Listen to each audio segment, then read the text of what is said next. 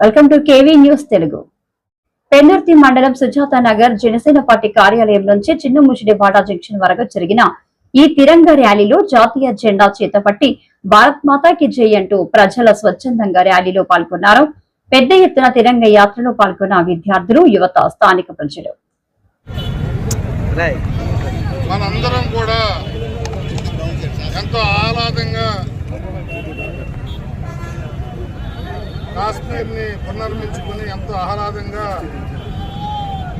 అందరూ కూడా వెళ్తూ విహారయాత్రలు చేస్తూ ఆదమర్చున్న తరుణంలో పహల్గాంలో పాకిస్తాన్ తీవ్రవాదులు 26 మంది టూరిస్టులను పట్టుకుపెట్టుకున్న సంఘటన ఆ రోజు మనం కలిసివేసింది. ఆంధ్ర నుంచి కూడా ఇద్దరు ఉండటం, దేశవ్యాప్తంగా కానీ ఫారినర్స్ కానీ 26 మంది చనిపోవటం అనేది ఆ రోజే మన ప్రధానమంత్రి కూటమి ప్రధానమంత్రి ఆ రోజే చెప్పారు, దీనికి తీవ్రమైన చర్యలు ఉంటాయి అని అన్నమాట ప్రకారం ఏదైతే మా ఆడపడుచులు సింధూరం తుడిచాడో ఆ పాకిస్తాన్ తీవ్రవాది నడ్డి విరవటానికి ఆపరేషన్ సింధూర్ అని నామకరణం చేసి వాళ్ళ శిబిరాల మీద విరుచుకుపడి సర్వనాశనం చేసిన విధానం మనం చూసాం. శభాష్ మోడీ అనిపించుకునే విధంగా మన ప్రధానమంత్రి చేసిన తలపెట్టిన కార్యక్రమాలు ప్రపంచ దేశాల్లో ఇండియాలో ఉన్న 140 కోట్ల మంది జనాభా కూడా హర్షించారు, హర్షాతిరేకాలు వ్యక్తం చేశారు.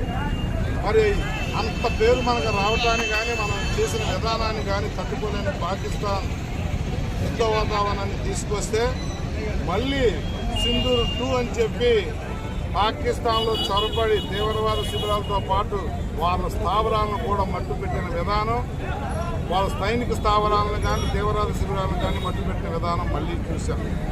తోకముడిచిన పాకిస్తాన్ సరెండర్ అయ్యి యుద్ధం వద్దు బాబు, మీరు ఎలా చెప్తే అలా వింటామనే విధంగా నరేంద్ర మోడీ గారి జాతికిచ్చిన విధానం.